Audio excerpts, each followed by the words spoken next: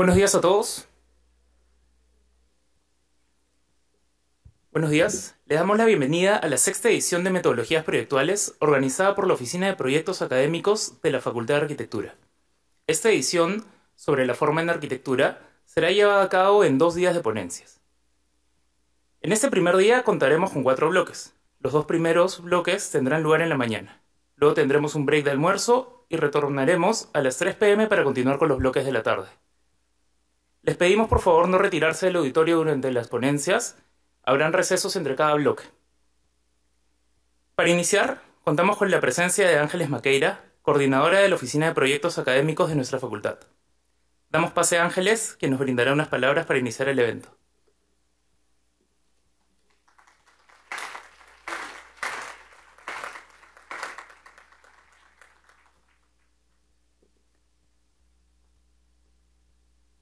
Hola a todos, bienvenidos, buenos días.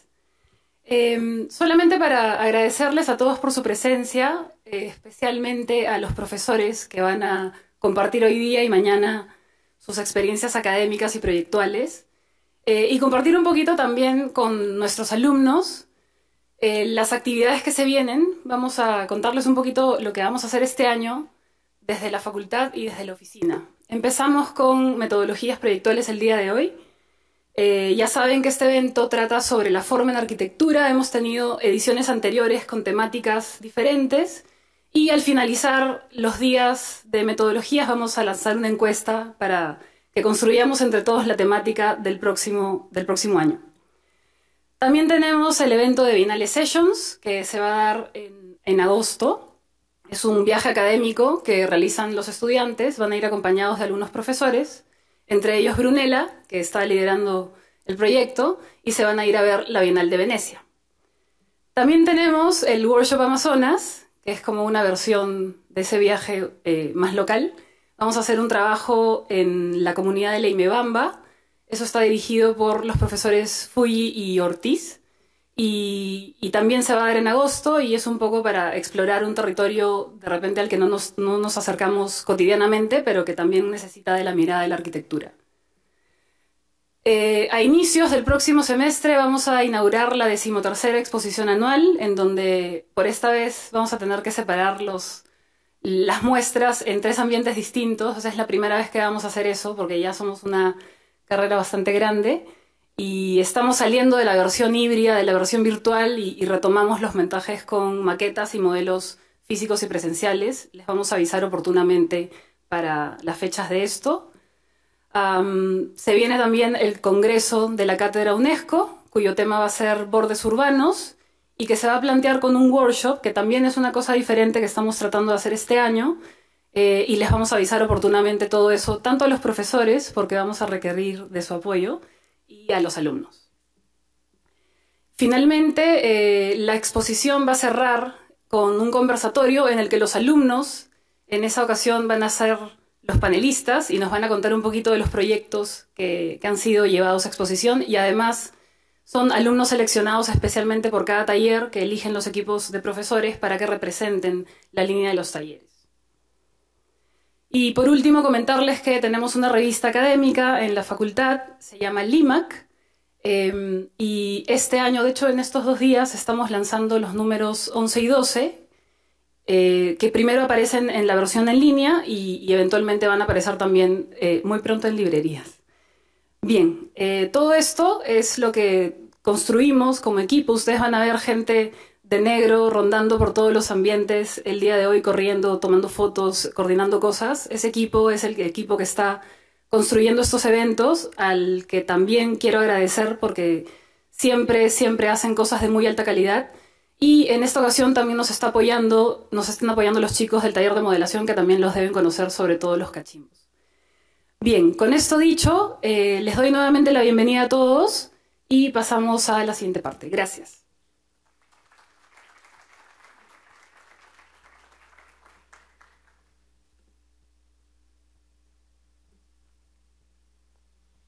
Muchas gracias, Ángeles. Ahora invitamos al arquitecto Enrique Bonilla Itola, decano de la Facultad de Arquitectura de la Universidad de Lima, a abrir el evento con la charla inaugural a la que ha llamado Memoria y Forma. Adelante, arquitecto.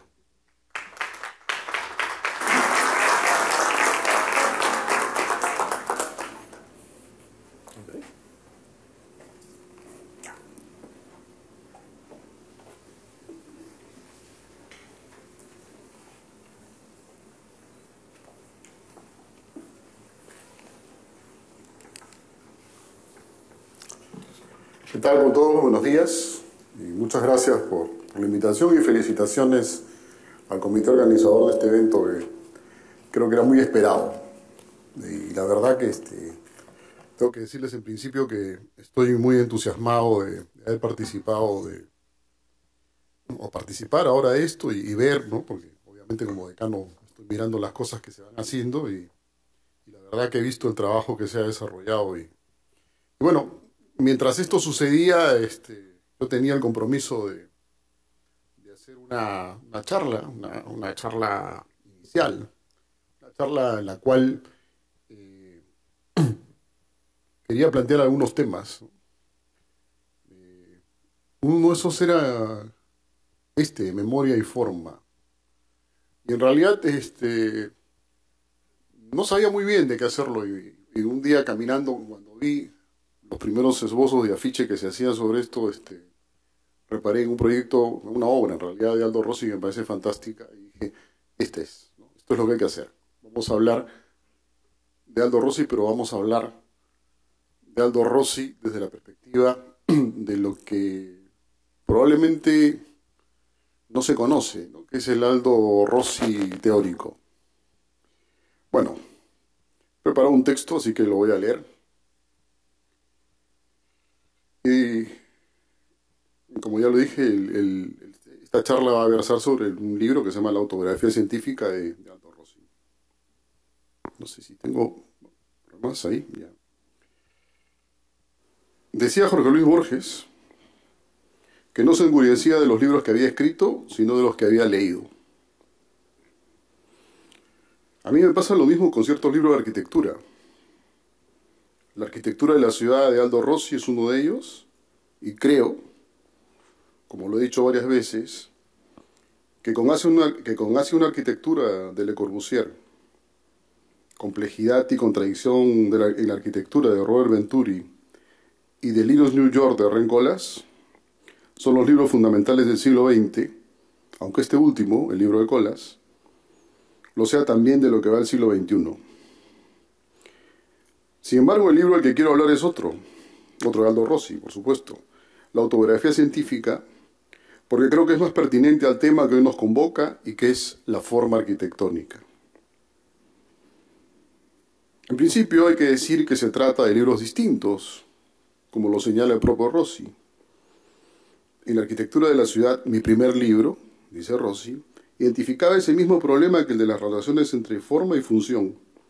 La forma permanecía y determinaba la construcción en un mundo en que las funciones estaban en perpetuo cambio.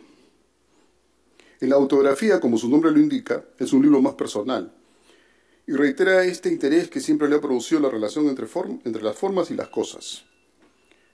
Aunque tal actitud, dice Rossi, me ha parecido siempre en último instante de un complicado proceso y de una energía que se dejaba ver tan solo en esos momentos. Escrito 15 años después de la arquitectura de la ciudad, en la autobiografía científica, Rossi se esforzará en señalar que se trata de un libro destinado a explicar sus proyectos y a la necesidad imperiosa de publicarlos lo antes posible, para que no se conviertan en sus memorias. El detonante fue, según su propia confesión en el libro, un accidente de carretera en 1971 que lo dejó postrado por un tiempo en un hospital y el encargo que recibió para diseñar el cementerio de San Cataldo en Módena entre 1971 y 1978, que fueron para él el punto final de su juventud. Rossi tenía por entonces 40 años y ya saboreaba el éxito del libro La arquitectura de la ciudad.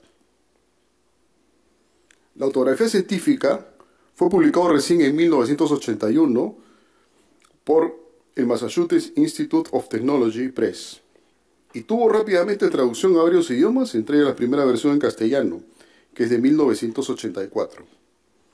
Curiosamente, la versión en italiano recién vio la luz en 1990 y, como bien lo señala Paolo Velardi, se trata de un libro incomprendido, por lo menos en un principio, por los propios italianos. Es más, me atrevería a decir que su importancia recién tomó auge luego de la construcción de sus primeras obras. Si la arquitectura de la ciudad sirvió para un entendimiento posmoderno de la ciudad, buscando superar las deficiencias que planteó la idea de modernidad sobre la misma, la autobiografía científica Es el texto que nos permite acercarnos al Rossi, proyectista y diseñador, y no solo al teórico, que desde la revista Casabella en los años 60, junto a Ernesto Nathan Rogers, Gregotti, Sanuso, Tentori, entre otros, batallaban contra la ortodoxia del movimiento moderno. Acá estoy citando a Moneo. Adentrándonos un poco en la autobiografía científica, se presenta como un conjunto de reflexiones aparentemente inconexas que constituyen una suerte de collage en que se alternan recuerdos, lugares y citas diversas, arquitectos, literatos y artistas, buscando explicar el sentido de las cosas, que a mi juicio toman forma a partir de la experiencia y a partir de la memoria.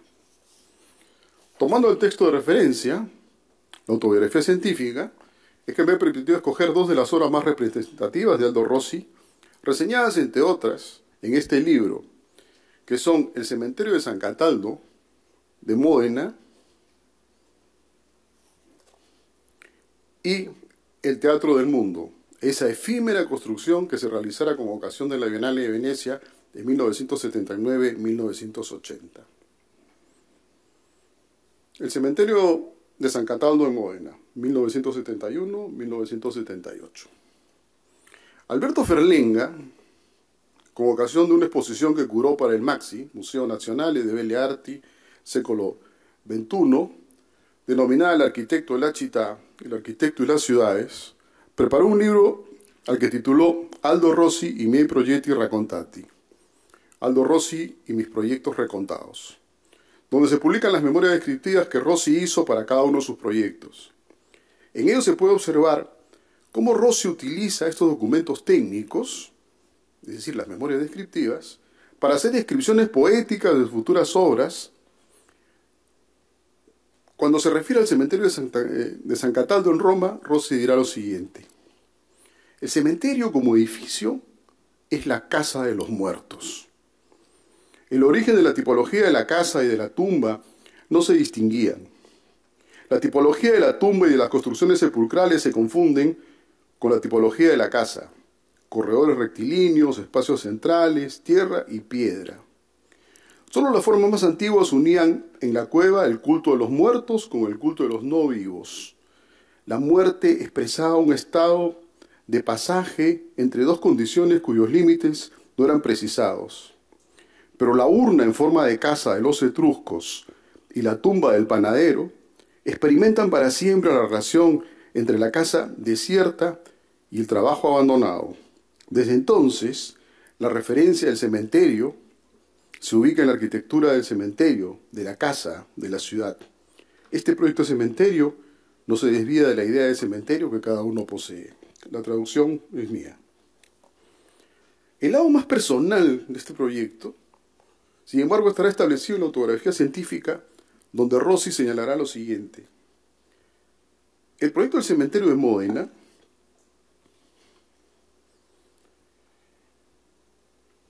pretendía acabar con un problema de juventud,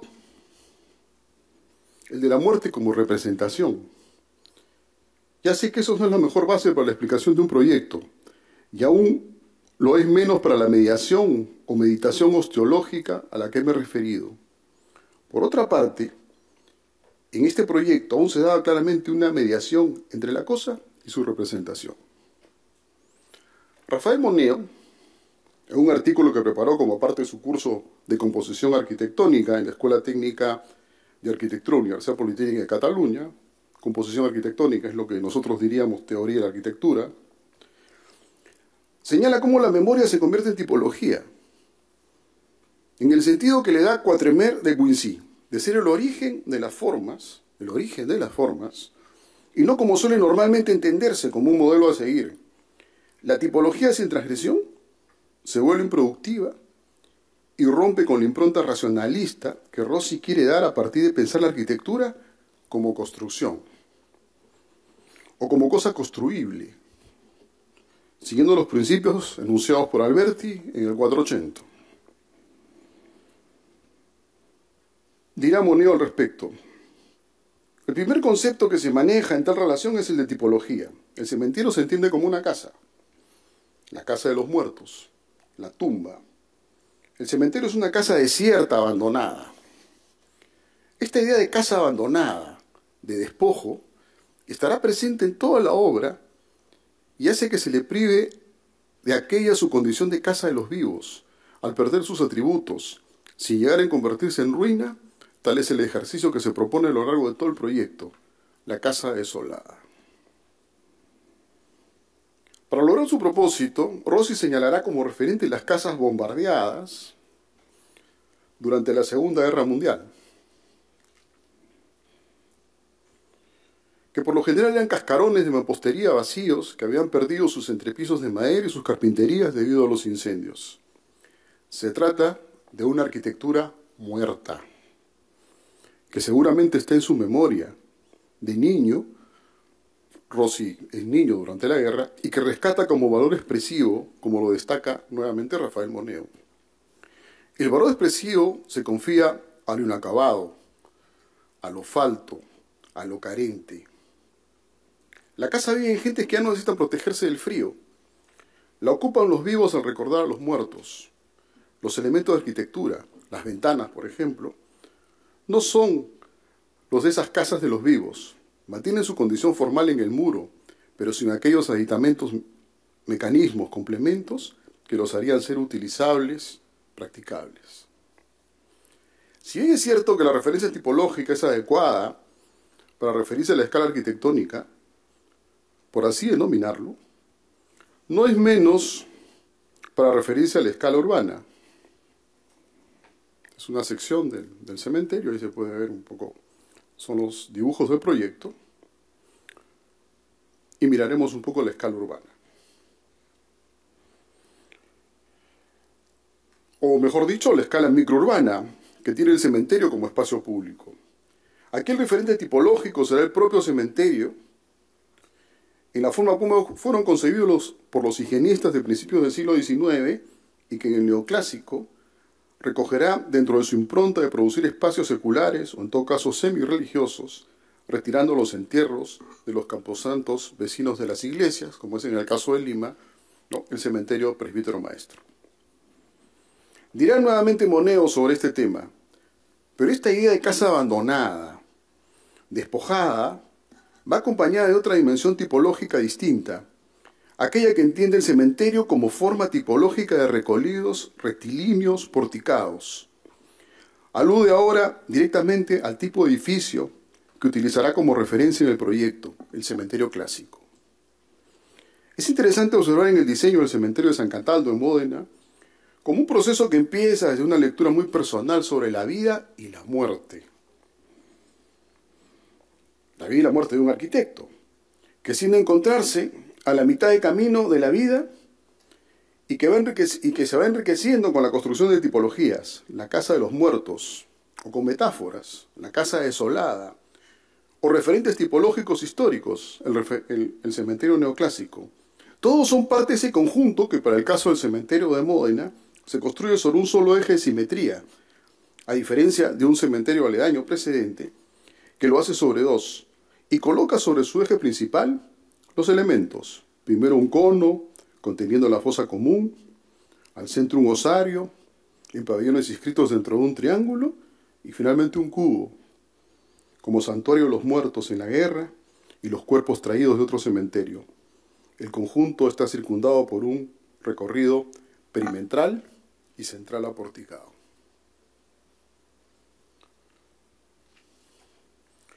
El Teatro del Mundo. Bienale di Venezia, 1979-1980. Es curioso pensar que Rossi, por lo menos en un principio, no tomó a Venecia como referencia. No tomó a Venecia como referencia para el Teatro del Mundo. En un principio el Teatro del Mundo es una suerte de proyecto que debería sintetizar lo que él sentía sobre los lugares y la construcción de lugares. Como señala en la autobiografía, siempre procuro no hablar de Venecia, aunque es el lugar en el que enseño y en el que ruralmente vivo. Es curioso que como en ella, donde han ocurrido tantas cosas importantes para mí, soy relativamente un extraño. De la lectura de la memoria descriptiva que Rossi hizo para esta obra, podemos destacar algunos aspectos importantes y que se convierten en referentes del proyecto. La primera de ellas es tomada a partir a lo que refiere su amigo portugués, al que no identifica, señalando una sentencia popular en su tierra, que todo lo bueno viene del mar. Y para quienes conocemos Portugal, sabemos que es un país marítimo por excelencia, como lo atestiguan además sus expediciones marítimas que permitieron conquistar para la corona lusitana varias posesiones en casi todos los continentes. De esa relación tierra-mar o mar-tierra, Rossi destacará la importancia de los faros. La costa atlántica, desde Algarve hasta el norte, hasta Galicia y la Bretaña, con grandes faros de piedra antiguamente de madera y metal, que están como puntos fijos en lugares límite puestos entre la tierra y el mar, participan de estos mundos. En la autografía científica, Rossi, refiriendo a sus referentes iniciales a los faros de varias ciudades, entre ellas Trieste y Nueva York, dice lo siguiente: la comparación entre estas ciudades no tiene nada de excéntrico, y no solo por la presencia en ambas del mar. También tienen un punto común de referencia en aquella que es por excelencia la ciudad construida sobre el mar, Venecia. Sin embargo, la presencia de Venecia se hará más evidente recién después de la ejecución del Teatro al Mundo, de la que dice Rossi con manifiesta convicción. Se trata de una obra que tengo en gran estima, y podría también decir que expresa un momento de felicidad. Quiero señalar que la vida de esta obra y su estar en la ciudad respecto al espectáculo me han impresionado mucho.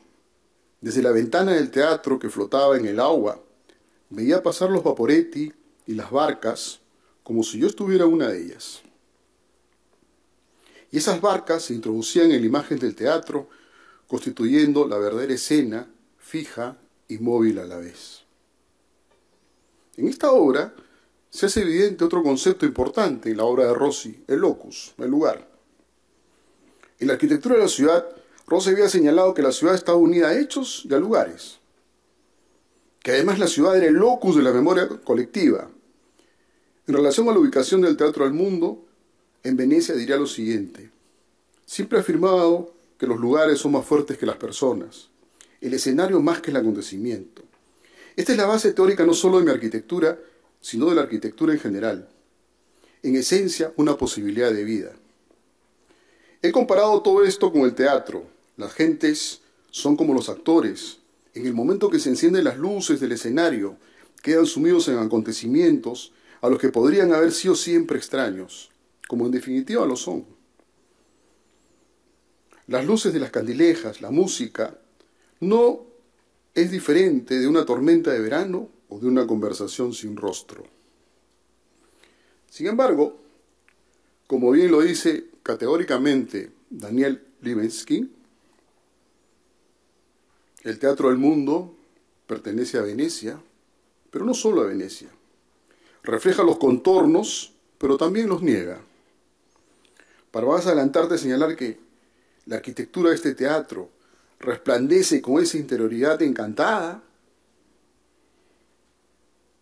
que logra presentar la regularidad del conjunto, gracias a una carencia sistemática de variaciones, y destaca su valor en la singularidad de esta arquitectura, que consiste en el hecho que sus formas preparan algo distinto, construyendo el vacío.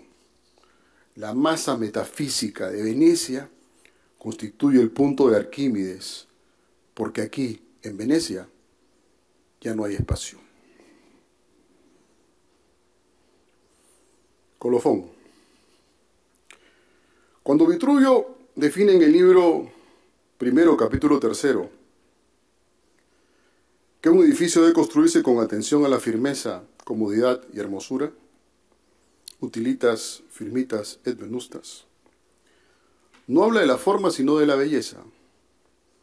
La forma no puede ser entendida sino como belleza, y regida por Venus, la diosa romana de la hermosura.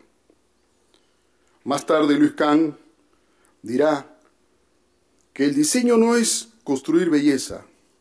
La belleza surge de la selección de afinidades, integración, amor. Cuando las formas de un edificio se asocian a la memoria colectiva, es cuando surge la belleza auténtica. como diría Rossi. Siempre he advertido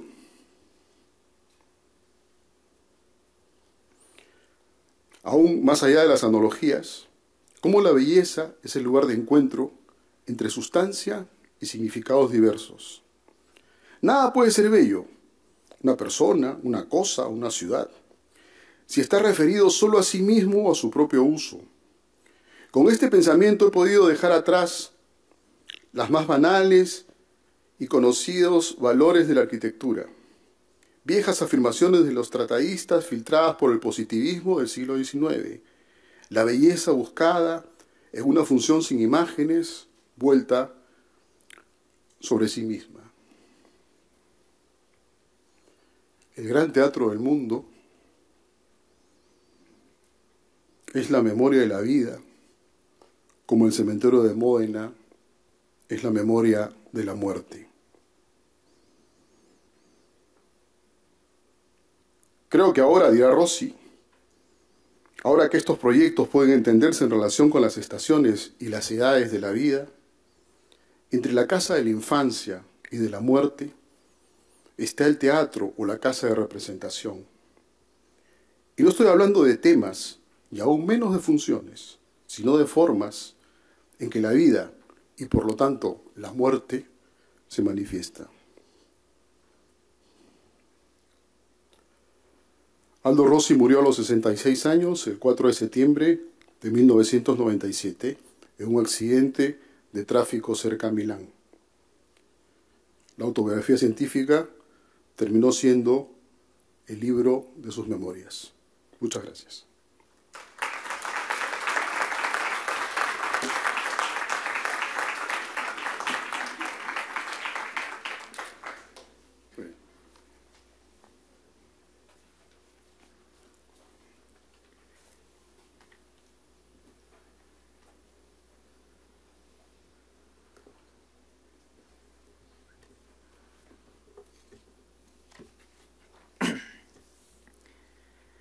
Muchas gracias, arquitecto.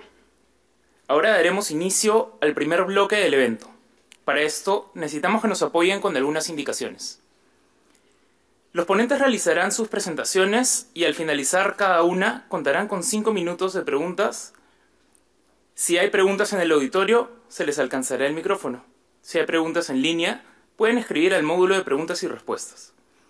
Contaremos con un break a las 9:15. Para este primer bloque, contamos con la presencia de José del Carmen Palacios, Aciel Núñez, Carlos Pastor y Marinés Herrera, Blecker Ruiz y José Luis Vértiz. Invitamos a José del Carmen Palacios a presentar su ponencia Apostillas a El nombre de la planta. José del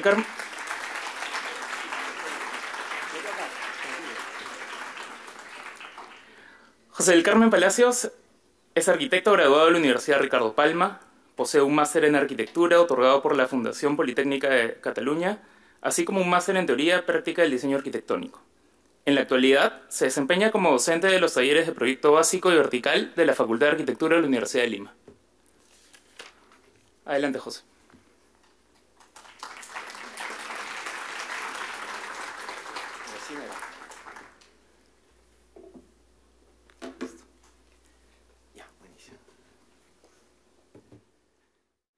Muy bien, bueno, no he podido tener una mejor antesala que la conferencia que ha dado Quique, que tiene que ver bastante con lo que pensamos los arquitectos y con un poco la línea hacia donde va la presentación. A ver, hay una cosa importante que tengo que decir, que tiene que ver un poco con el contenido del proyecto. Estos en realidad, para los que me conocen y los que han dictado cátedra conmigo, son apuntes de clase, ¿ya? O sea, no pretende ser más que eso. El nombre, que se llama Apostillas a El nombre de la planta, ha salido de este libro, no me lo he inventado yo, que se llama Apostillas a El nombre de la rosa de Humberto Eco. Aquí hay una cosa interesante, porque Humberto Eco en su libro dice: nada consuela más al autor de una novela que descubrir lecturas en las que no pensaba y que le sugieren los lectores. En ese caso nosotros somos los lectores, y las novelas vendrían a ser pues los edificios en la ciudad o las ciudades, en todo caso. En este caso, Umberto Eco menciona que desde que él escribió la obra, además acá hay una cosa que quiero decir, no sé si lo digo bien en italiano, pero Umberto Eco dice que cuando él escribió el título de la obra, El nombre de la rosa, hay que pensar que él si italiano lo pensó en italiano, era Il nome della rose, que suena mucho más poético que en castellano. Entonces acá hay una cosa importante, porque cuando el arquitecto piensa su obra hay que entender al arquitecto. No solamente es cuestión de ver la obra. Entonces Umberto Eco dice, lo voy a leer, Umberto Eco dice que desde que él escribió El nombre de la rosa ha recibido muchas cartas de lectores que le preguntaban cuál es el significado del hexámetro latino final y por qué el título inspirado en él. Aquí hay una cosa que hay que decir, ¿no? La cultura arquitectónica, la cultura del lector. Si leen la obra, ¿a quién se le va a ocurrir mandarle una carta a Umberto Eco preguntándole qué es un hexámetro?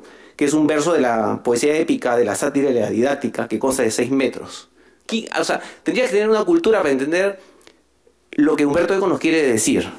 ¿De acuerdo? Entonces Umberto Eco cita esto, y esto es un poco el preámbulo de la charla, que él escribió El nombre de la rosa, ha recibido muchas cartas de lectores que le preguntaban cuál es el significado del hexámetro latino final y por qué el título inspirado en él. Aquí hay una cosa que hay que decir, ¿no? La cultura arquitectónica, la cultura del lector. Si leen la obra, ¿a quién se le va a ocurrir mandarle una carta a Umberto Eco preguntándole qué es un hexámetro? Que es un verso de la poesía épica, de la sátira y la didáctica, que consta de 6 metros. O sea, tendría que tener una cultura para entender lo que Umberto Eco nos quiere decir. ¿De acuerdo? Entonces Umberto Eco cita esto, y esto es un poco el preámbulo de la charla. Y él cita, dentro del libro, también cita a Edgar Allan Poe. Y dice, en la filosofía de la composición de Edgar Allan Poe, Poe cuenta cómo escribió El Cuervo, que es su novela, o el cuento. Pero no dice Poe cómo debemos de leer, sino dice que hay que entender los problemas que tuvo que realizar para conseguir esos efectos. O sea, no dice cómo leerlo, sino todos los problemas que tuvo que entender para definir. Y definiría como el efecto poético como la capacidad que exhibe un texto de generar lecturas. ¿De acuerdo? Tiene que ver un poco con la poiesis, con el griego y con el significado de creer y revelar. ¿De acuerdo? Que una cosa interesante, es una especie como de carta de menú de restaurante de estrella Michelin. Solamente vean contar el proceso y construir al lector. La página 53 y la página 15, que son los puntos de donde yo voy a partir para generar un poco la información o la charla, ¿no? Construir al lector parte de contar un poco para quién se escribe, dice. ¿Para mí? Dice. No, dice, yo no escribo para mí, sino escribo para el lector. Entonces nosotros como arquitectos escribimos o hacemos arquitectura para nosotros, pero también para los usuarios. ¿De acuerdo? Les recomiendo, este libro está en la biblioteca, ayer me lo llevé, sonó la alarma, porque parece una reliquia que no se puede llevar, pero bueno, lo tengo hasta el viernes por lo menos, para terminar de revisarlo. Lo leí hace muchos años, al igual que Filosofía de la Composición, pero creo que es un poco el preámbulo de lo que quiero decir. Bueno, aquí está el proyecto de Le Corbusier sobre la Casa Curruchet. Yo voy a hablar solamente sobre el recibimiento de la arquitectura. No vamos a entrar a la obra, no voy a describir la obra, ni voy a hablar sobre las virtudes que tiene la obra, ¿no? Pero siempre se habla de cómo recibimos el edificio, y en este caso se hablará de cómo él nos recibe, que creo que es fundamental. Entonces aquí está aquí está la casa, aquí está el marcado, y entonces Le Corbusier lo que hace es una cosa interesante, ¿no? Primero genera una estancia previa al proyecto, ¿ya?, donde la velocidad del visitante se detiene. No viene por la calle y se para aquí. Entonces ha generado una estancia donde alarga ópticamente el trayecto y te permite desde este punto de aquí hacer un barrido ocular, ¿no? Y para poder hacerlo debemos de permanecer un tiempo prudencial o suficiente para observar. ¿De acuerdo? Luego planta un árbol, que ese árbol no existía. Ese árbol se hace y se planta con el proyecto. Pero no voy a hablar del árbol, ni voy a hablar de el proyecto en sí como vivienda, como casa, taller del doctor Curruchet, sino de este tema de la memoria que lo trae a Le Corbusier desde muchos años. ¿Qué es esto? Esta es la puerta de la casa Curruchet, pero como ven acá, desvía la atención y hace un gesto interesante en la zona del estacionamiento. Rebaja un poco el borde de la esquina para que la visual desde esa estancia que él te ha dicho que te quedes y permanezcas ahí, puedas ver hasta el final del proyecto. Hecho que él lo repite, obviamente, que lo inicia y lo repite luego en el convento de la Tourette. Esta es la salida del convento. Cuando uno sale del convento se encuentra con esta estancia y este árbol en el medio, que lo hace mucho después de la casa Curruchet, pero no era nuevo, ya lo había hecho aquí, en la mansión La Roche, que había un árbol existente y la puerta de ingreso la genera ahí. De tal manera que cada vez que sales de la vivienda te encuentras con este pilar, con este elemento natural que te relaciona y te vincula con la naturaleza. Acá en la casa Curruchet hace al revés, lo introduce en el proyecto y esa es la virtud del proyecto y del rebaje. Aquí está para el estacionamiento, pero no está hecha la casa para el auto, sino está hecha para el visitante, para el que permanece en esa estancia y alarga la óptica visual del lote.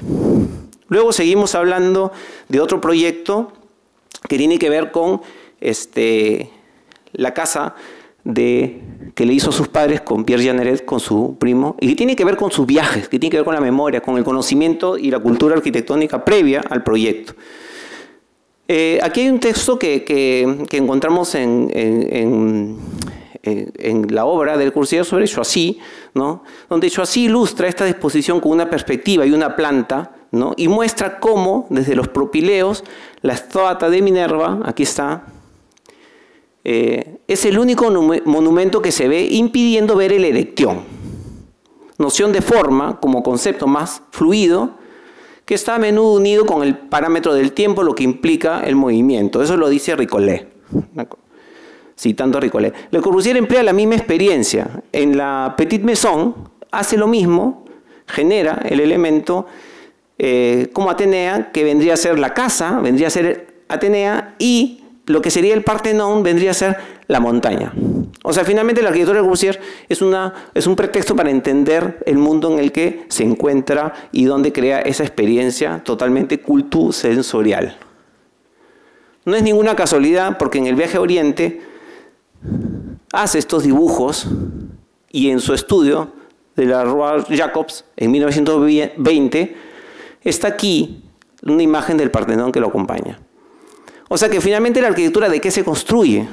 Parece, porque nos desvía, Le Corbusier era un experto, un genio tratando de desvincular un poco hacia dónde iba dirigido su oficio verdadero y su cultura arquitectónica con un programa, ¿no?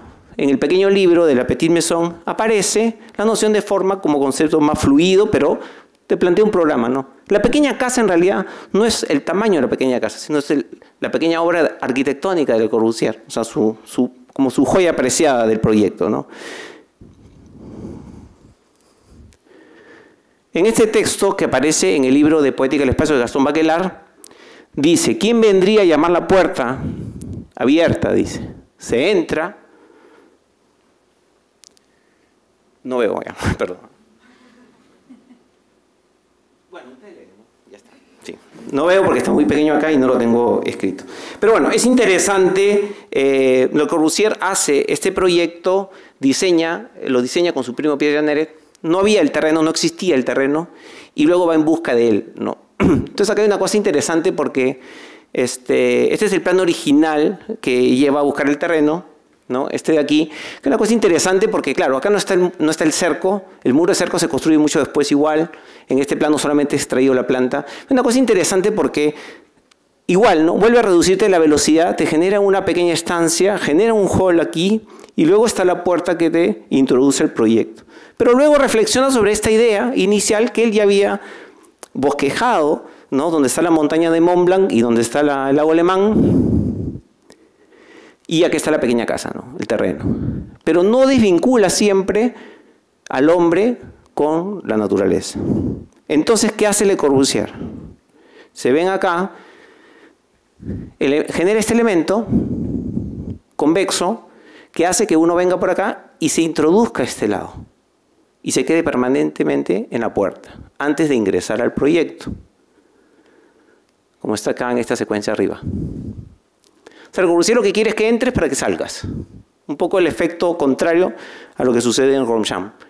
Pero acá hay una cosa, un detalle importante, ¿no? La puerta, ¿no? La puerta está abierta hacia el otro lado.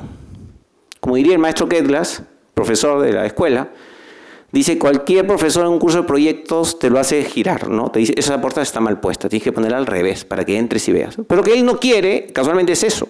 Lo que él quiere es reservarle al usuario la oportunidad de poder ver el paisaje con esta famosa ventana alargada de 11 metros que tiene aquí para poder ver el Mont Blanc al fondo, al final. Si ustedes ven el proyecto, la planta, lo van a poder ver. Y bueno, esto es, ¿no? Aquí está la puerta. Encima te pone un obstáculo para que si es que estás distraído, no te des cuenta, abras la puerta en el otro sentido y gires para ver esta gran ventana. Esta es la mesa.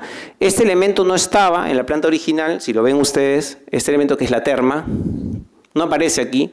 Aquí aparece básicamente como un elemento muy tímido, que luego lo repite en otros proyectos también, ¿no? Como que embaraza el muro, ¿no? Y acá está penitas, y luego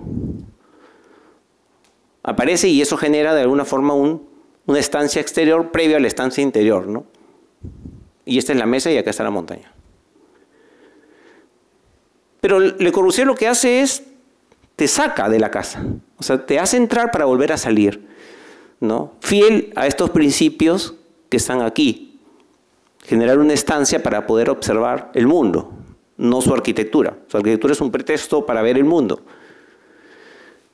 Recordando un poco a la cabaña de Logier y su estancia de este árbol que ya no existe porque enfermó, murió y lo tuvieron que cortar en pedazos, y han vuelto a sembrar uno para hacerle memoria al proyecto y a la casa. Bueno, vamos con el otro proyecto, que este es el proyecto de Rafael Moneo. Este es el gráfico fantástico que hace Rafael Moneo de la ampliación del Ayuntamiento de Murcia, donde se ve acá el proyecto, pero la gran masa de dibujo se la lleva el contexto. ¿No? Aquí vuelve, ¿no? Vuelve de nuevo, ¿no? Porque ustedes saben que en el Partenón, el templo, que es más importante, el acceso no se hace directamente, sino se hace después de rodearlo, ¿de acuerdo? Siguiendo un recorrido que permita descubrirlo progresivamente, pasando por delante, de enfrente oeste y entre el este y la estatua de Minerva, ¿no? Igual los gráficos de hecho así, y acá pasa lo mismo, ¿no? El proyecto de Moneo está aquí, pero todo el contexto que lo había dibujado aquí tenía una gran presencia en el proyecto que iba a plantear Moneo. Aquí está cómo se hace el giro, el proyecto aparece muy pequeño aquí, ven cómo la masa viene recta en el mismo sentido y luego hace un pequeño giro, ¿no? Y luego le genera un espacio cóncavo para que no te permita ingresar por la parte nivel de plaza, ¿no? La plaza Cardenal Beluga, ¿no? El horizonte como primer nivel de la línea de suelo. Y bueno, la planta en este caso posiciona al ser humano, al hombre, al que llega a la plaza. Yo tuve la suerte de estar allí. Ese primer encuentro que tiene con la línea de planta, que a mí me parece que las plantas son fundamentales en el proyecto, viene la mirada del hombre sobre ese horizonte y que es capaz de revelar un poco lo que va a pasar.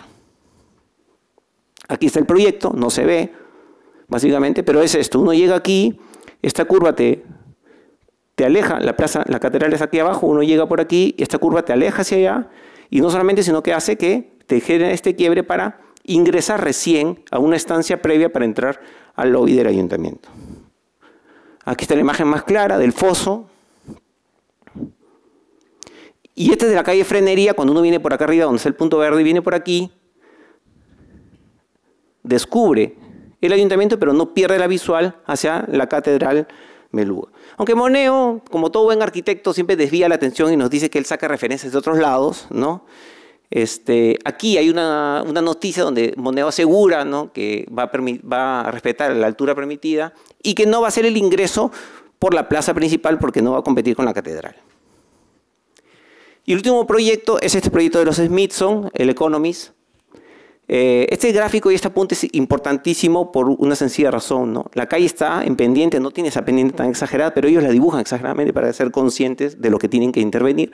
Y luego generan una plaza levantada, que es lo que todo el mundo habla de la plaza levantada, pero esa plaza levantada surge a partir de este gesto, de este primer boceto inicial, ¿no? Los vehículos entran por aquí y las personas por aquí, así como está colocado en el dibujo. Aquí está el Battle Scrub, ¿no? En la avenida St. James. Este es el elemento más bajo del banco. El proyecto consistía en colocar vivienda, un banco y las oficinas del Economy, y lo que hacen los Smithson es dividir en tres el proyecto y hacen 3 edificios, ¿no? Así de sencillo. Bueno, parece sencillo, pero no es tan sencillo. Entonces, esta es la rampa que accedes a la plaza. Acá está el elemento fundamental que origina el proyecto, que es al derruir, al demoler todas estas zonas de aquí, ahora lo van a ver, queda este elemento y ellos lo que hacen es lo empujan hacia afuera, generando un elemento que sintonice un poco con el proyecto que van a generar. ¿De acuerdo? Este es el elemento, esta es la rampa, la escalera. Acá está este elemento que quedó al demoler como 5 edificios que estaban aquí. Este elemento que estaba entre medianeras quedó como una fachada. Y entonces esa fachada la incorporan al proyecto y casualmente esto es lo que da pie un poco al ingreso de la rampa. Este elemento salido te avienta hacia este gran hall y te permite entrar al banco, te permite entrar a las oficinas de Economy y a continuar tu camino y salir por acá y bajar. Los autos ingresan por acá y las peatones por aquí. Peter Smithson cuenta en un texto que tiene que se inspiraron en el proyecto de Le Corbusier de las casas Yaoul, que Le Corbusier había hecho el ingreso del carro por aquí y el peatonal por un costado, y les pareció interesante y dijeron, bueno, vamos a recuperar un poco esa información. O sea que lo que quiero decirles es que hay una cultura del arquitecto que proyecta, que no solamente es proyectar, sino que tiene que haber una cultura, lo que decía aquí, que había que tener una memoria, había que entender, había que saber, había que conocer. Así como el exámetro de los lectores cultos de ECO que le reclaman, pues nosotros también como arquitectos tenemos que exigirnos y tenemos que reclamar que tengan una buena lectura del proyecto. Aquí está la axonometría del proyecto, acá está el Battle Scrub, así como Moneo dibuja la catedral de Cardenal Beluga con mayor precisión, mayor detalle, es porque el proyecto es importante, pero también el respeto por los proyectos de donde se ha obtenido información. Este es por donde entran los autos, es la parte del edificio del banco, el de menor escala, que es este de aquí.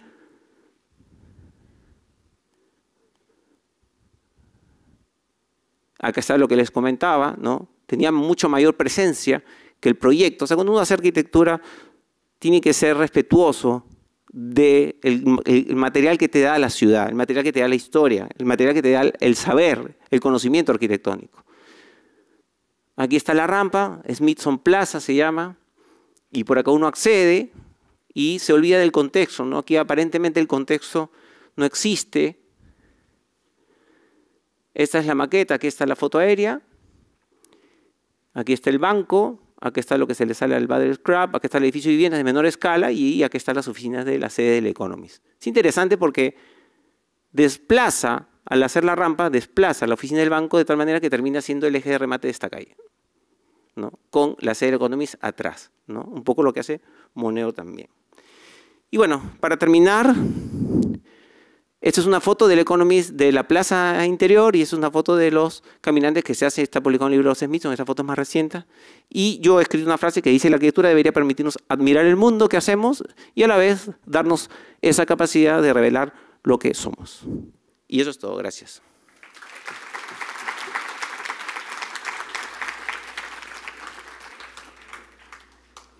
No sé cómo vamos de tiempo, si me pasé, si estoy bien, no he controlado, pero bueno, si hay alguna pregunta.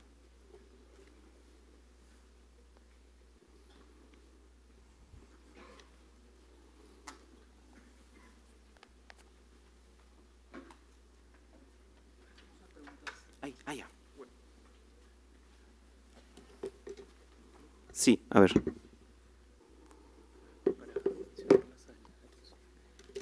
Tenemos unas preguntas que han llegado a través del Zoom. Como comentaste, los elementos arquitectónicos cumplen un rol fundamental en el recorrido y dirección del usuario en el proyecto. ¿Cómo crees que la escala y el manejo de la masa aporta esta experiencia? A ver, el conocimiento de la arquitectura incorpora desde el nivel básico herramientas que te permiten comprender la escala y la proporción, ¿no? O sea, todos saben que en las grandes obras, por lo menos renacentistas, y luego en las obras que retomó Palladio o Le Corbusier de él, la escala y la proporción es fundamental en la hechura de la arquitectura, ¿no? En la construcción de los mecanismos para entender la arquitectura. Le Corbusier lo que hace igualmente es un mecanismo para reducir la velocidad al visitante, ¿no? O sea, no hay un letrero donde te diga que bajes la velocidad.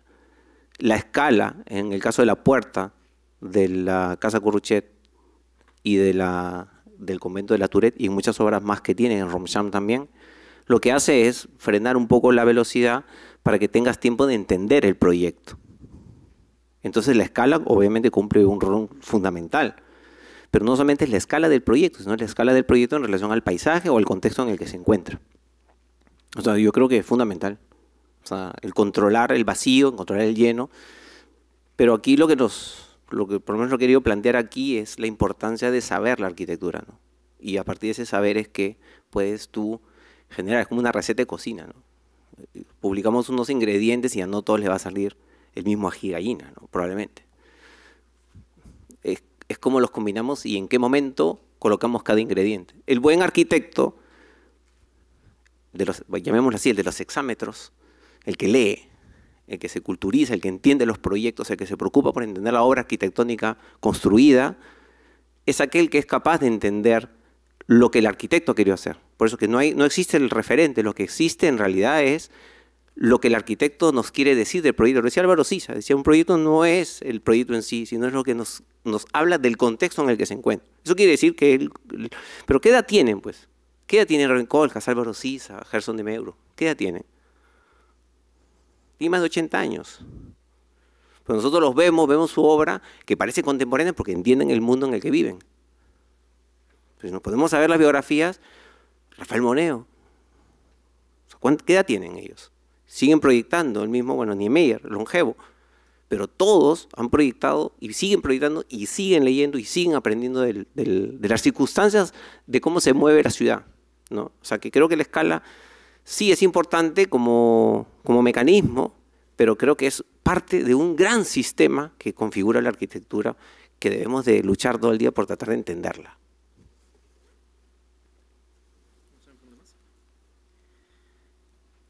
Hay una pregunta más. ¿Qué recomendarías a nuestros alumnos para aumentar su cultura arquitectónica?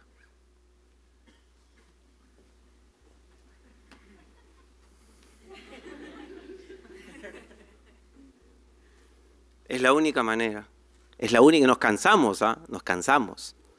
Pero es la única manera. Que vayan a la biblioteca. Yo he ido, mira, ayer, acá está. O sea, que tengo libros, pero igual voy a la biblioteca a sacar libros. Hay unos incunables como este, que ya no existe, no está en ningún lado, pero lean.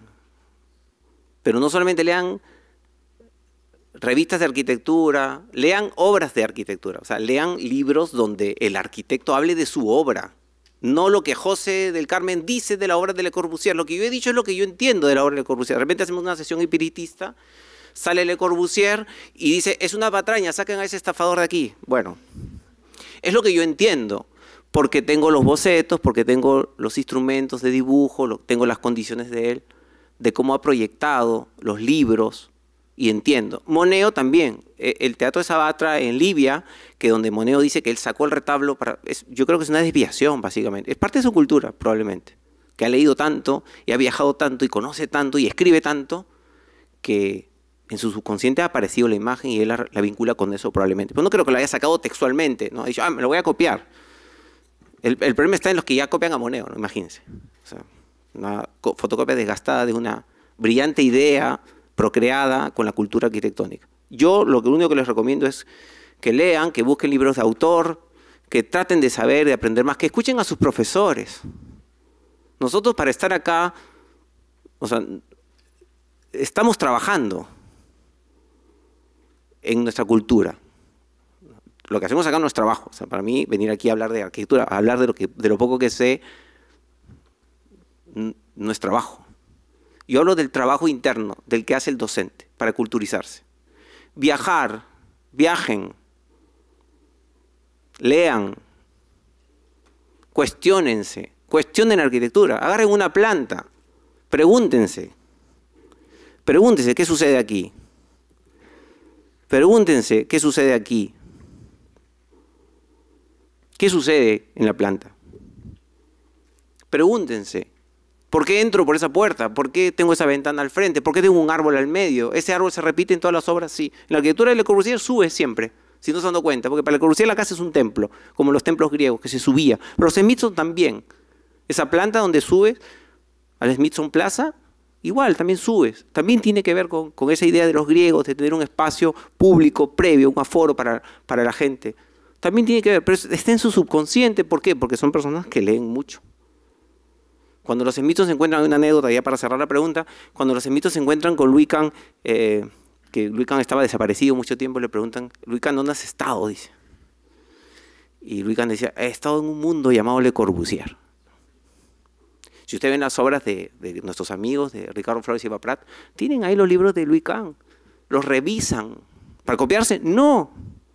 Porque los arquitectos ya probaron y ya entendieron mecanismos que funcionan en ciertos contextos, mecanismos proyectuales, como los Smithson, que han resuelto la rampa peatonal y el acceso vehicular, porque vieron el proyecto de la casa Yaoul de Le Corbusier y dijeron, alguien ya lo resolvió. ¿Cuál es el problema? No se está copiando, están tomando un elemento que ya funciona. Entonces, yo lo único que les sugiero es que lean. Si nos quieren escribir a todos los profesores, profe, ¿qué libro me recomendarías? Difícil, pero hay libros en la biblioteca, bastantes libros. La biblioteca invierte mucho tiempo en bases de datos, fuentes, hay información, hay libros electrónicos, hay un montón de textos. Saquen un libro, vayan a la biblioteca. Tenemos hueco, ¿a qué hora volvemos? En 1 hora. Se van a tirar ahí al sol, al patio, está bien. Pero sáquense un libro y luego vayan al patio y tírense al sol a leer un poco. Vemos muy poca gente leyendo en general. Entonces, me preguntan algo que ustedes ya tienen la respuesta, pero se las vuelvo a decir por si es que... Y si ustedes ven todo lo que nos falta leer aún, imagínense, si lo poco que sabemos, imagínense todo lo que nos falta. Así que la recomendación es que lean. Que lean. Y búsquense libros de autor. Acá Humberto Eco habla de cómo él escribió su novela. Se llamaba La abadía del crimen, se llamaba el título original. Pero dijo, no, va a ser muy policíaca. No quiero. O sea, al toque la gente, el lector va a decir, esto es policíaca. Y no la va a comprar. Entonces le cambió el nombre. Porque dice que la rosa ya es tan rosa que ya perdió su significado. Entonces iba a tener múltiples significados. Entonces, al tener múltiples, va a tener más lectores. La arquitectura en la ciudad pasa igual. Tiene que tener todos los lectores. ¿Quiénes somos? Todos los usuarios. El niño, el abuelo, la persona con discapacidad, el adulto, el joven, el adolescente, el que pasa en bicicleta, el que va en patinete, el que va acompañado al abuelo. O sea, buen arquitecto, la buena arquitectura es consciente de todos esos lectores. Finalmente nosotros como arquitectos nos convertimos como en lectores espaciales, ¿no? Terminamos leyendo el espacio y terminamos diciendo lo que él dice.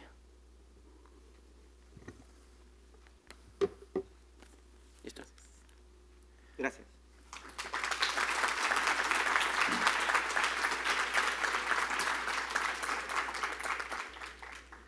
Muchas gracias, José. Ahora invitamos a Ciel Núñez a presentar su ponencia Paisajes de Reacción Poética. Ciel Núñez es arquitecto egresado por la Universidad Peruana de Ciencias Aplicadas. Además, posee una maestría en Arquitectura y Procesos Proyectuales por la Pontificia Universidad Católica del Perú. Actualmente se desempeña como docente en la Facultad de Arquitectura de la Universidad de Lima. Ciel también es creador de Archivo Ideas Recibidas, una plataforma dedicada a la investigación y difusión de arquitectura, diseño y arte. Te damos la palabra, Ciel.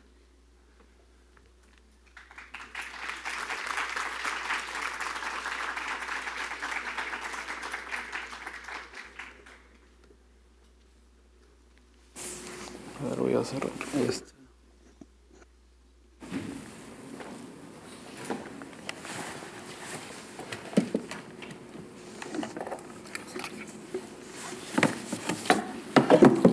Está bien. Está perfecto.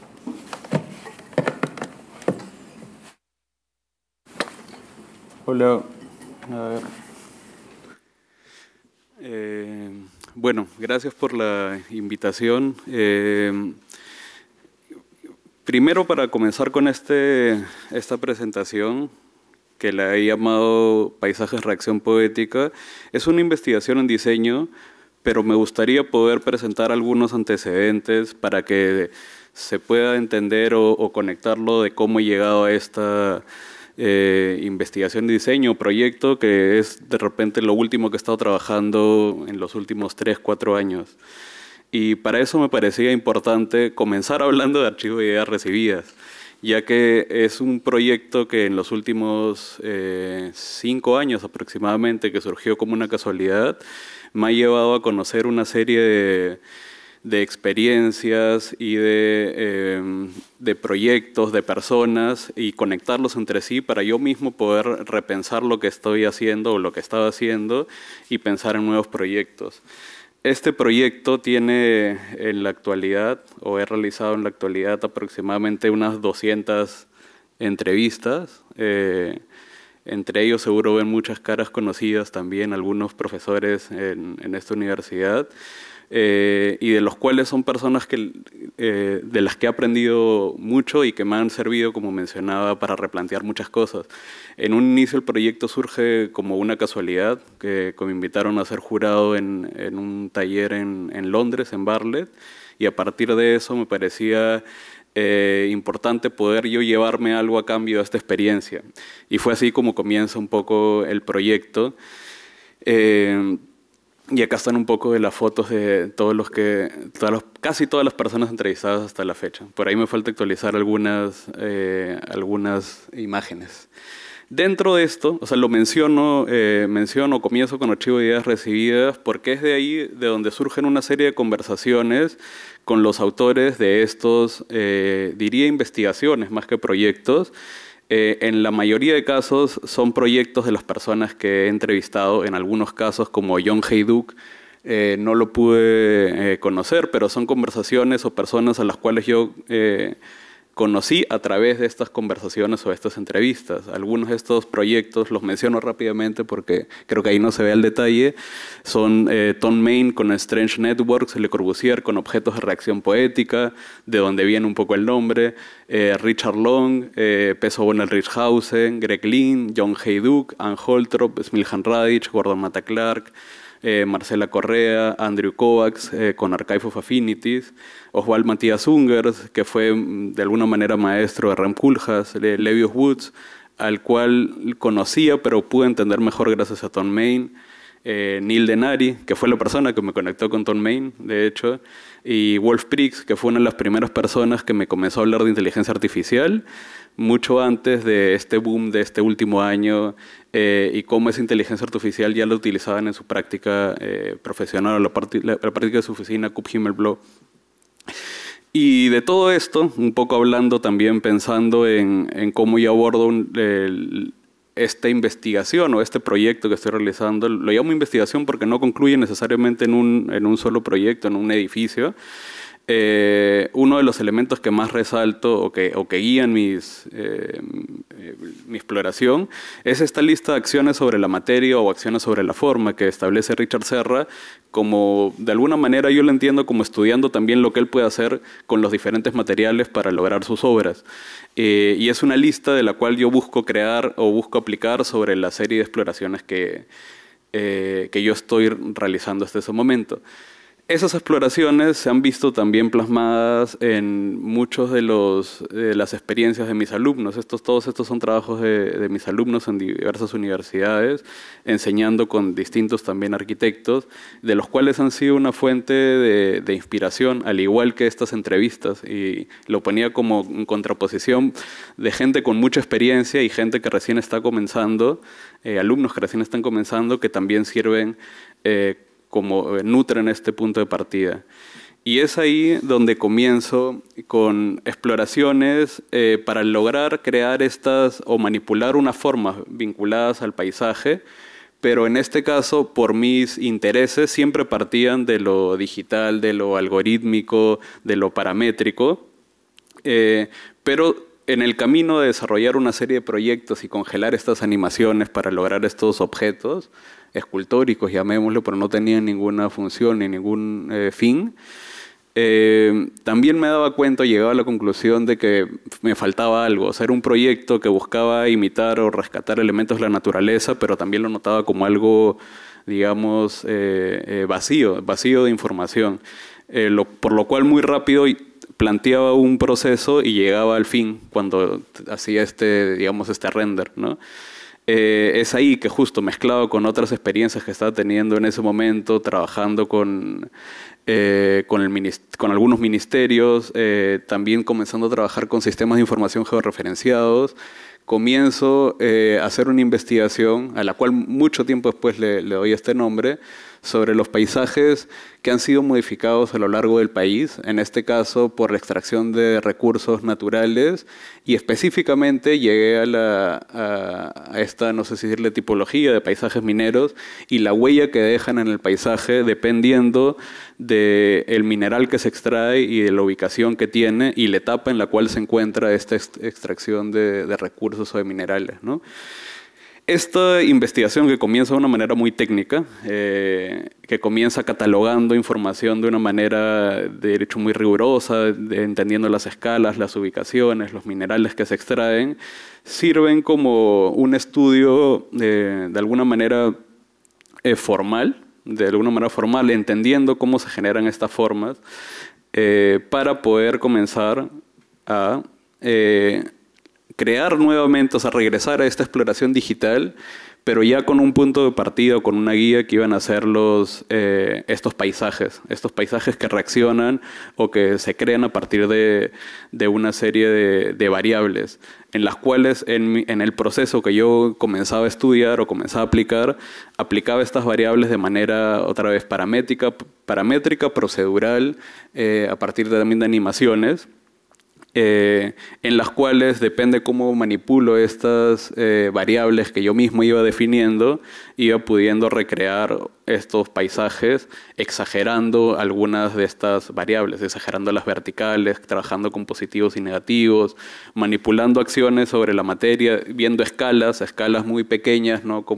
O muy de cerca como esta, y mientras me iba alejando podía ver otras escalas y se iba cambiando llamémosle la unidad mínima que construye este paisaje, podía llegar a representaciones de estos paisajes como esta. Y el paso final en esa primera etapa del proyecto era, bueno, ¿cómo lo materializamos en un objeto, ¿no? Y ahí esta primera exploración en impresión digital, en impresión de filamento, pero que de alguna manera era el paisaje literal alterado por una serie, o creado más bien a partir de una serie de algoritmos en un programa que se llama Houdini. Sin embargo, el control sobre las piezas todavía no era el control que me gustaría tener. A eso se le suma una serie de representaciones en las cuales estas impresiones ya no son creadas por algoritmos. El 50%, diría yo, de repente sí fueron creadas por algoritmos. Hay otro porcentaje que son de repente más literales y hay una manipulación de estas formas, estas geometrías mucho más consciente, siempre informándome de la información que sacaba en este caso de los paisajes mineros. Y ahí se abre también una siguiente puerta, unos paralelos, unas relaciones que comienzo a crear, como mencionaba, proyectos de Andrew Kovacs, de John Hayduk, de Juan Matías Ungers, que a partir de crear relaciones, aparece esta relación de, bueno, el paisaje no tiene una escala definida, o estas formas que yo encontraba también podía encontrarlas en este caso, muestras de piedras o de minerales. Y haciendo estos paralelos o estos saltos, llegaba y bueno, si ya he creado estas geometrías, estos paisajes, ¿qué pasa si yo comienzo a nutrir una inteligencia artificial con la información que yo estoy recolectando y produciendo, y a partir de mezclar estos dos fuentes de información, comienzo a crear nuevos paisajes? En este caso, todos los paisajes que ven en las imágenes son creados por inteligencia artificial, ya nutridos por la información que yo estaba produciendo más la información real de los paisajes. Y a pesar de darle como información un 2D, o una foto satelital, también podía llegar a un siguiente paso que era una representación tridimensional como son la línea de abajo de imágenes. Y en este punto me parece de repente un paréntesis a mostrar algunos como, no sé si detrás de cámaras algunas cosas, que me parece importante mencionar no solo la inteligencia artificial como una generadora de imágenes, sino como una manera también de describir lo que una imagen, describir una imagen. Y para esto se tiene que describir a partir de variables objetivas o una descripción literal o haciendo referencias a otras cosas, ¿no? En este caso, estas todas son descripciones de lo que una inteligencia artificial me da sobre una imagen que yo le está proponiendo, ¿no? Y a partir de eso y a partir de entender cuáles son las características que lee esta inteligencia artificial, yo podría manipular las imágenes con una mayor, digamos, libertad o un mayor control, que ha sido todo un proceso, una curva de aprendizaje en este sentido. Ahí vuelvo a hacer como otro corte, otra búsqueda y digo, bueno, ¿qué tal si comenzamos a representar estos paisajes de una manera técnica, casi como si fuera un plano?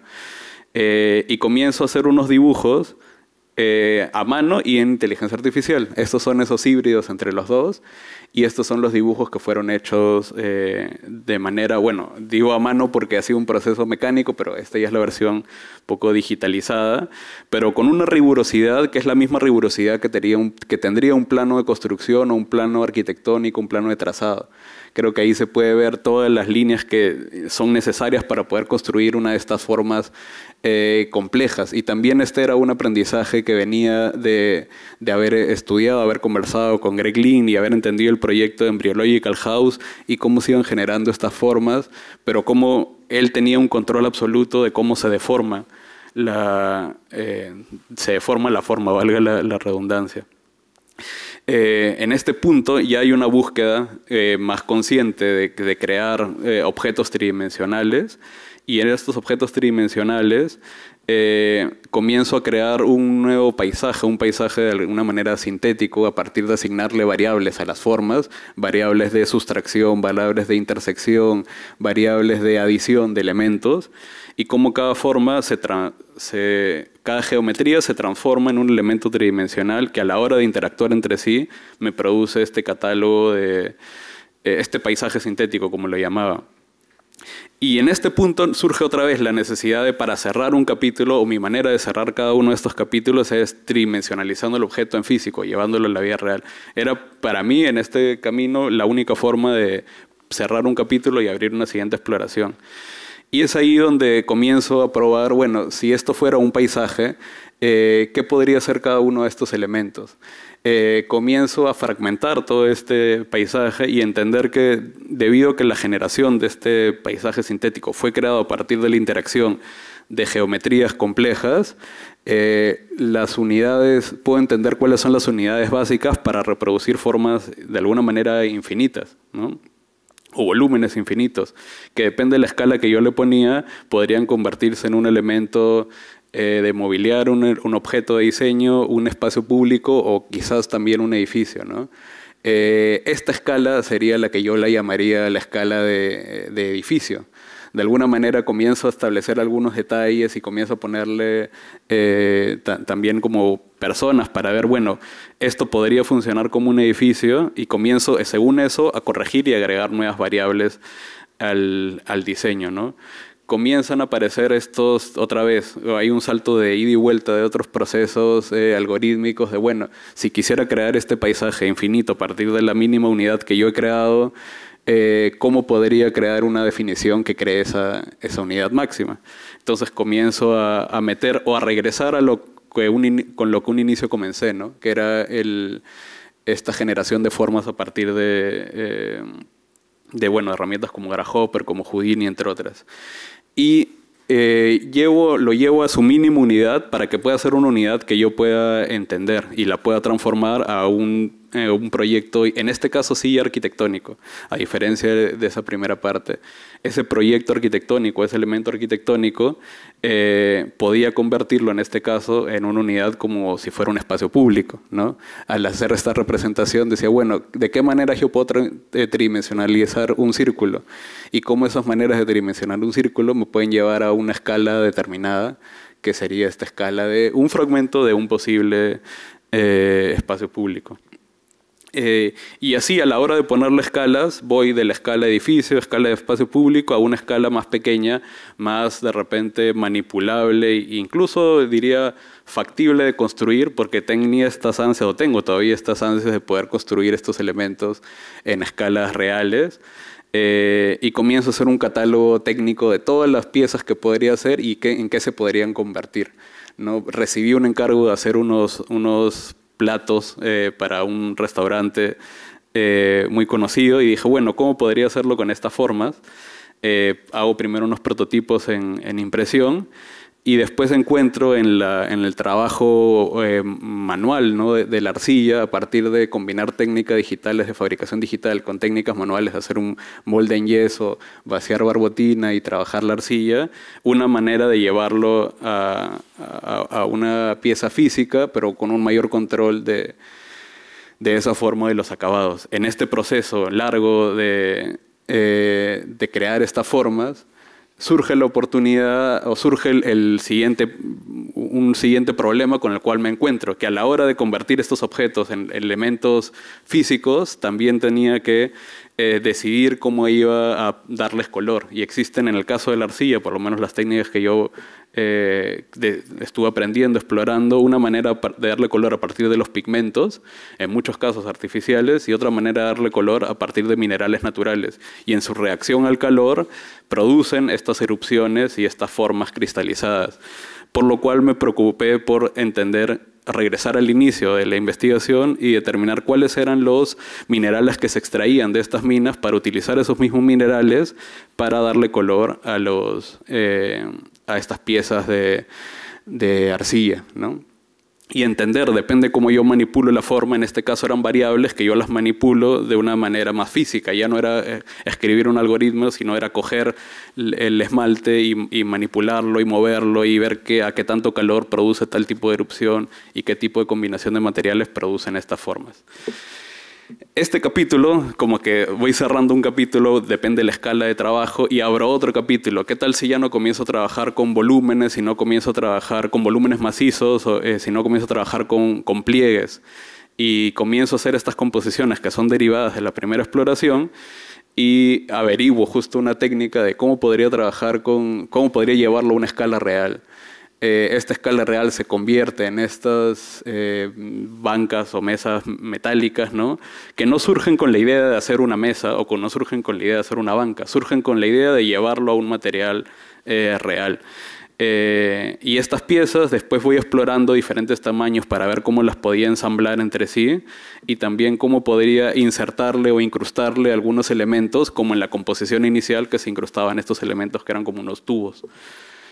Esos tubos y esas incrustaciones me llevó a otra exploración de ensambles. Y dije, bueno, ya que he llegado a esta exploración de ensambles, vamos a desarrollar qué tipos de ensambles se pueden hacer con dos elementos o con dos formas complejas derivadas de estos paisajes, ¿no? Y todos estos elementos parten de un cubo y de cómo puedo hacer distintos sistemas de ensambles a partir de rotación, a partir de torsión, a partir de ensambles, bueno, de arriba a abajo, de abajo de derecha a izquierda, que producen otra vez un catálogo de formas de mucha prueba y error, ¿no? Porque una cosa era diseñarlos de manera digital, llevarlo a la vida real y darme cuenta que no ensamblaba como yo creía que iba a ensamblar. O ensamblaban, pero después yo no podía sacar la pieza de nuevo. Entonces ahí es mucha prueba y error, mucha prueba y aprendizaje, que me llevan a este camino de decir, bueno, ¿qué tal si lo hacemos en una escala más grande? Y tenía acá la iniciativa de hacer una banca para un cliente que estaba trabajando en ese momento, que eran piezas de 40 centímetros. No lo he llegado a culminar todavía, hice unos prototipos en distintos materiales, en cartones, etcétera. Pero de ahí decidí reducir la escala del trabajo de estas piezas que producían, que las hice pensando en una banca, pero que comencé a explorar en un objeto de diseño, ¿no? En estos objetos que eran una serie de, llamémosle, de jarrones que eran derivados de estos ensambles. Estos ensambles, que son derivados de esta exploración, me surge la necesidad de, bueno, ¿cómo convierto estas piezas o estos objetos? ¿Cómo los puedo hacer de una manera optimizada? Porque producir cada una de esas formas y ensambles era un proceso muy tedioso y muy largo, y ahí es donde regreso con lo cual abría a programas como Houdini, y cómo a partir de crear esta forma que une esferas sustraídas de un paralelepípedo puede producir el elemento, a partir de un diseño procedural puede producir el elemento que era el jarrón que estaba impreso en filamento. Pero de esta manera podía tener piezas infinitas, otra vez, o sea, buscaba otra vez lo infinito de ya no tener que diseñar pieza por pieza, sino entender qué acciones he dado sobre la forma. Todo este catálogo de acciones sobre la forma me sirve como punto de partida para después poder informar a una inteligencia artificial y ya yo no tener que hacer el trabajo. En ese camino es algo que todavía me encuentro ahora, pero hago otras exploraciones. Siempre voy como un ida y vuelta. No he estado muy convencido del elemento del filamento como impresión. Y ahí comencé con un alumno, exalumno mío, de hecho un exalumno mío de quinto ciclo de mitad de carrera. Él creó esta impresora de arcilla. De hecho, no existe, dato importante, que no existe impresoras de arcilla en Perú, solo las tiene él porque él las creó. Y con él comenzamos a desarrollar impresión en arcilla. Seguro han visto de repente un video que imprimen casas con cemento, es el mismo mecanismo de la impresión en arcilla. Esta impresión en arcilla también tenía sus propios límites y fui rescatando un poco los aprendizajes que había tenido en la primera parte de estos paisajes, ¿no? Y otra vez el color se le daba a partir de la reacción que tienen los minerales al calor. Todo este catálogo otra vez de piezas, de formas, me invitaron a exponerlos en algunos lados. Por ahí también algunos amigos me compraron algunas piezas. Ahorita la mitad de las piezas que tenía están en Costa Rica. Pero me llevan a otra vez. Como verán, son bastantes caminos que me interesa probar. Y ahí es como digo, ya he trabajado métodos de adición de filamento, adición de arcilla, voy a probar elementos de sustracción. Comienzo a probar porque tenía la facilidad de trabajar con sustracción con una CNC. Sin embargo, tenía un límite de la altura que podía tener la broca de la CNC. Y ahí es donde decido irme a una cantera y decir, bueno, voy a trabajar con bloques de piedra mucho más grandes. Pensé que iba a ser más fácil, no tenía robots para esto y resulta que era mucho más difícil de lo que pensé. Trabajar la piedra, obviamente también con ayuda de algunos especialistas, escultores. Y la sustracción en la piedra utilizando otra vez ensambles mucho más sencillos que en esa primera parte, pero ensambles con elementos metálicos de estos minerales que se extraen de estos paisajes, ¿no? Estos ensambles o estos minerales, y con esto ya estoy acercándome a la última parte, me surgió la idea de cómo crear el paisaje original, como ese primer paisaje sintético que les mostré, pero de una manera natural. Y lo comencé a imaginar nuevamente como un proyecto arquitectónico, como si la piedra fuera el paisaje natural y las formas que se extraen de la minería son las formas que le dan al proyecto arquitectónico. Entonces esa pieza de bronce la imaginaba como un proyecto arquitectónico, y en la cual la pieza de arcilla que había hecho por un encargo de estos platos se convertía en elemento arquitectónico en una escala distinta. Y era una manera de como cerrar el círculo de esta serie de objetos que me llevan a una ambición mayor y comencé a comprar piedras más grandes. Ahora ando coleccionando piedras esta es una piedra de 3 metros por 1,5 metros más o menos. Esta piedra, felizmente he podido ofrecerle este tipo de proyectos o investigaciones a algunos clientes míos y ahorita estoy trabajando en esta piedra que mide 1,5 metros por 1,5 metros aproximadamente, que todavía la tengo en el taller. Esta es una foto reciente del taller, por lo cual no está terminada con estas incrustaciones que estoy deseando hacer. Surge la necesidad de crear tridimensionalidad en el objeto, porque la piedra también tenía un peso que no me podía permitir trabajar una piedra tan grande, por lo menos para trabajarla con una cosa colgada. y comienzo a trabajar nuevamente de manera digital para crear estos paisajes sintéticos en una fabricación tridimensional. Esto es algo muy ya más artesanal con la gente que trabaja conmigo, con lo cual esta es una pieza que también está en proceso tridimensional, también de las mismas dimensiones, de 1,5 metros por 1,5 metros. Esta es la pieza fabricada y esta es la pieza del render. Bueno, estoy ahí en esa búsqueda de cómo la pieza real me informa de unas nuevas variables que los objetos digitales no los tenían. Y finalmente, para ponerle un cierre en realidad a esta conferencia, a esta primera presentación de este proyecto, decidimos mostrar, bueno, cómo esto lo puedo convertir en algo también, un objeto de diseño, ¿no? Comencé a trabajar un encargo, unos muebles que tenía, con la misma exploración que tenía de ensambles de bronce, de piedra, de madera, que esto podría ser un fragmento del elemento anterior. He tenido la posibilidad de hacer más de estos muebles y cosas. No estoy mostrando todos, decidí mostrar solamente uno, pero para demostrar cómo cerraba este círculo de ensambles, de exploración de formas, de exploración de materiales. Me olvidaba de esto, que esta era la última imagen que ponía, que era en realidad, luego de que ya produje elementos en físico, decidí volver a meterlos a la inteligencia artificial, y eso es lo que me encuentro trabajando ahora, para que la inteligencia artificial, como decía, me dé piezas infinitas. Estas son piezas producidas por inteligencia artificial, pero a partir de informarla de piezas reales, que son las piezas de arcilla. Estas también son producidas por inteligencia artificial, las cuales las estoy volviendo a imprimir y haciendo como un círculo o un loop infinito de piezas. Y listo. Ahí lo dejo por hoy. Muchas gracias.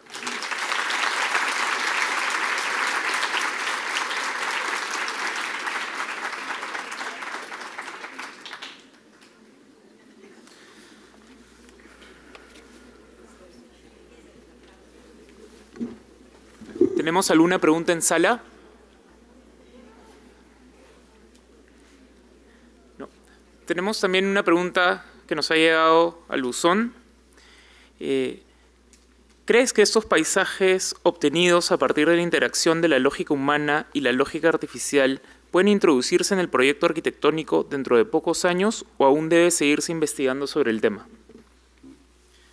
Interesante pregunta. Justo como contaba al inicio, para muchos, incluso para mí, la inteligencia artificial, yo comencé a utilizar inteligencia artificial en realidad hace como 4 o 5 años, pero la manera de utilizarla era muy compleja, no es tan amigable como lo es ahora, que entras a una página web y en 2 clics produces una cantidad de imágenes, textos y cosas.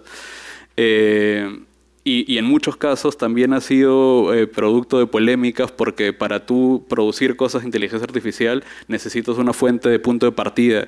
Y ese punto de partida, para muchas inteligencias artificiales que son ahorita de libre acceso, en realidad lo que han hecho ha sido, de alguna manera, o por lo menos lo que yo leo, robar información de otras personas o utilizar sin permiso información, y eso es lo que está produciendo imágenes. Por eso esas imágenes sí tienen un estilo reconocible. La manera en la cual yo lo utilizo es informándola de mi propia producción, que es distinto, y que eso lo entendí o lo aprendí en conversaciones con 2 personas que mencionaba al inicio, que fueron Tom Main y Wolf Prix, que utilizan estos procesos que parecen muy nuevos desde hace como 10 años o más en sus oficinas. Entonces, muchos de los proyectos que incluso tienen construidos son derivados de una exploración con inteligencia artificial, pero es una inteligencia artificial cerrada, que ha sido solo nutrida por su propia producción. Entonces creo que es un campo nuevo del cual incluso se están definiendo algunas normativas. Incluso, si no me equivoco, hace poco hay una normativa peruana sobre la inteligencia artificial, sobre el uso de la inteligencia artificial, y cada país tiene sus propias reglas.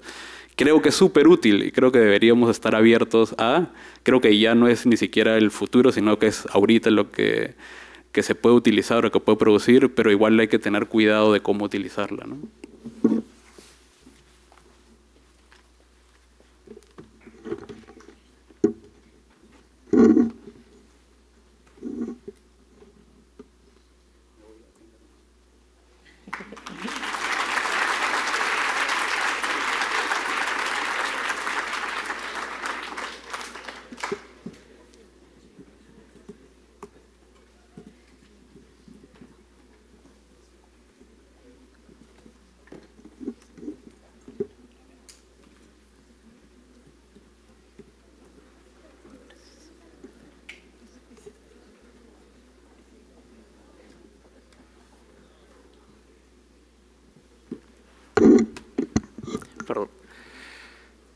Muchas gracias, Asiel.